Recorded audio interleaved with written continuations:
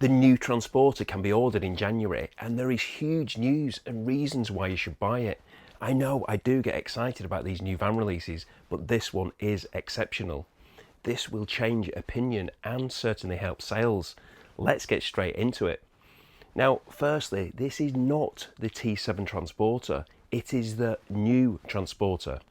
A quick Google search will show you what the T7 is. That's on official sites, not sites which have actually got it wrong. And this does, however, become a little bit confusing as VW do refer to the Transporter as the 7th generation. So it's no wonder it's often called the T7. And let's face it, whether it is or it isn't, most people are still going to call it the T7 anyway, possibly along with other names such as Transit Porter or Transforder. Because for those who aren't aware, this new model is being built in Turkey alongside the new Ford Transit, and that's part of the Volkswagen and Ford alliance. The Transit has been out for a little while now, and I showed you in the NEC Campervan, Caravanning and Motorhome show, and there's already several manufacturers that built conversions on this platform, and as usual there's lots of variety, and no doubt these converters will be looking to transfer what they've already built on the Ford to the new Volkswagen Transporter. Some of you have said that the Transporter will be more expensive, the servicing is going to be too much, you wouldn't buy a Ford, and some other comments which I'll come on to in a moment. And yeah, I think you pretty much know what I'm going to say as far as that's concerned. However, VW have now confirmed some pricing, and look at this. The new Transporter starts less than the Ford Transit. We certainly weren't expecting that, were we? This isn't the biggest news though, but more on that later. The base spec of the Transporter is going to be from $30,995, although that's excluding VAT. So as far as VAT's concerned and being on the road, which is what most of us are going to be paying, that's $38,520. Whereas the Transit is $32,350 before VAT, and on the road is $40,967. So about a $2,500 more. For the Ford Transit is more expensive than the basic Transporter. The electric Transporter also is cheaper than the electric Transit, with the Transporter in fact also coming with a bigger battery too. At launch for this new vehicle, it's going to be the diesel engine and the full electric variants that are going to be available. These can be ordered from January, so next month. The plug-in hybrid isn't going to be available until 2026. As far as delivery is concerned, nothing has actually been said yet, but from discussions I've had, it's believed to be potentially Q3 of 2025. I'm pretty sure that there's going to be more information about that soon, and I'm sure your local dealership's probably going to be able to give you some information on that. But let's get into some of this detail before I come back to the huge news. And to be honest, it is good. It is a deal breaker, you could say. Gone have the spec names that we've had in recent generations, the Start line, the Trend line and the High line. These have gone now, and they're going to be replaced by the Commerce Plus and the Commerce Pro. I'm going to come into a lot more detail on each of those in a second. The chassis variants at launch are going to be the panel van, which a lot of conversions are going to be built from, the Kombi, the Shuttle and the double cab. There's no campervan, no California, but we did already know that, unfortunately. Whether things will change, who knows? The new campervans that have been built on this new Transit Custom, however, do show a notable increase in the actual size, the internal area space, when you compare it to the old Transporter. There's going to be a short wheelbase and a long wheelbase. So there's another option for even more space if you need it. And along with the increase in space, there's also an increase in payload. There certainly are a lot of positives, and that continues inside as well. They've got a new digital cockpit, digital displays, USB-A and USB-C sockets, a quite massive infotainment screen which is 13 inches. That's standard, along with lane assist, dynamic road sign display and wrong way driver warning. Let's hope you never need to be using that. It is a big step forward tech-wise from the last gen.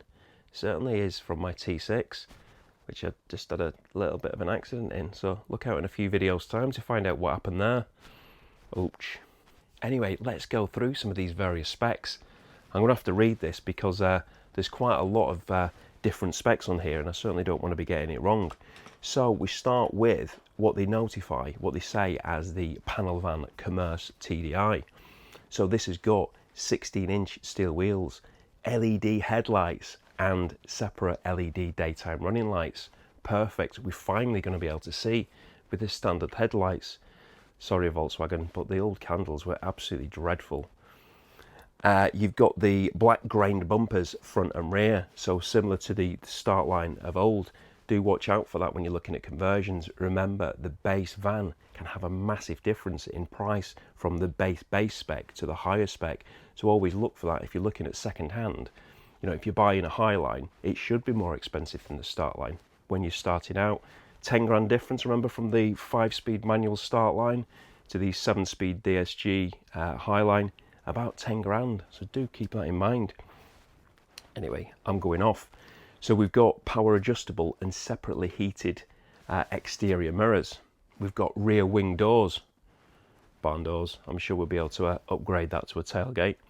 Sliding door on the front passenger side, rubber floor covering in the cab, 6-way adjustable driver's seat with manually adjustable 2-way lumbar support, multifunction steering wheel, 12-inch driver display, 13-inch touchscreen infotainment display with wireless app connect and DAB radio, cruise control system with predictive speed limited, rear parking sensors, electronic engine immobilizer, key start without safe lock.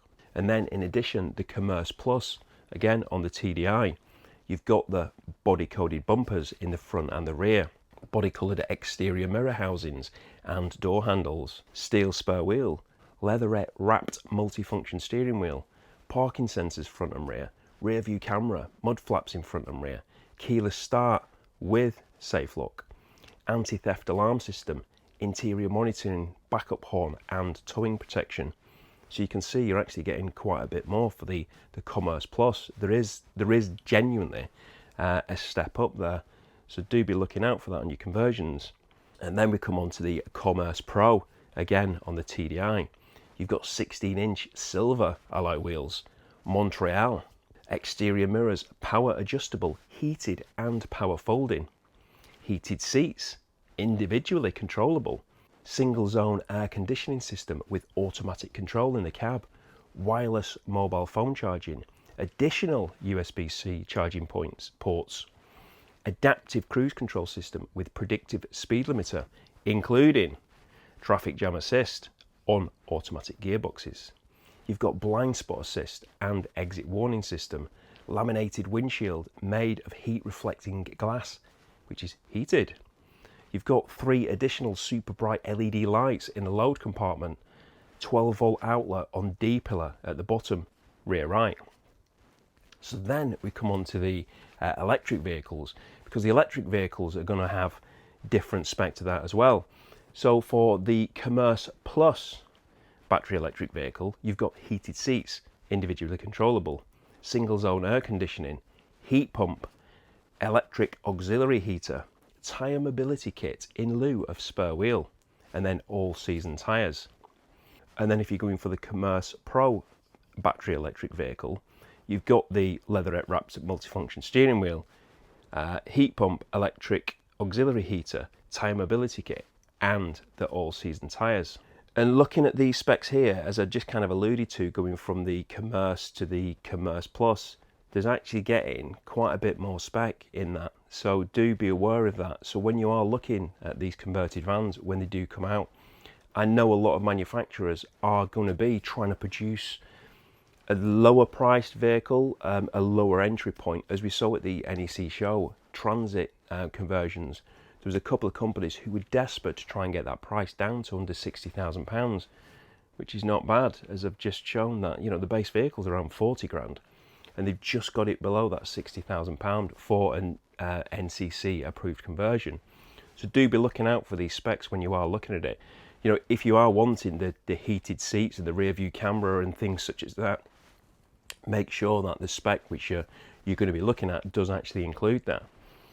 So I'm trying to scroll up a Mac screen. Doesn't work, does it, like that? So there you go. That's what we see as far as that's concerned. How do you feel about the new Transporter? Are you interested in it? What I could say next may change your mind, and there are a couple of different things here. Originally I thought 3, but actually there is 4. There is another big one. Firstly, it includes 5 years of roadside assistance. So if you break down, you've got 5 years of care. You've got 5 years of services, which includes 5 oil and inspection services and 3 MOTs. Now I know that's one of the negatives that some people have been saying about the Transit. The servicing costs are just too much. It is so much to be servicing that particular engine. Well, there's your answer. You've got 5 years of it. You've got 5 oil inspections, services and 3 MOTs. It doesn't stop there though, because it also includes a 5-year warranty. 5 years or 124,000 miles. 5 years warranty. How about that then? That certainly provides a bigger reason for you to buy in it. 5 years support in these areas. Peace of mind for that servicing and MOTs are covered. Then if something does go wrong, you've got 5 years of support to actually provide it. I genuinely think that's a really, really big statement from Volkswagen, that they believe in their product. The question is, do you? So for all those people who've been saying the wet belt engine, which I will say has been revised, they wouldn't buy that vehicle because of that. Well, if you do think it is a problem, if you think that the vehicle could have a particular problem, you've got 5 years of warranty. Additionally, Volkswagen qualified manufacturers, of which there are currently only 6, do not fall for the untruths that some people are falsely claiming it. The conversion itself will also have to carry a 5-year warranty. That's even more good news. It really genuinely is a huge yes from me. I just hope that they bring the Panamericana over to the UK. I do really like that vehicle. That's that yellowy greeny vehicle which they've been showing, which has never actually officially been available on these shores. Time will tell, I guess. If you didn't see the video on the campervans that really are still selling, you can see that here. Or perhaps you can see some stunning vans here. Thanks for watching, take care, and I hope to see you soon.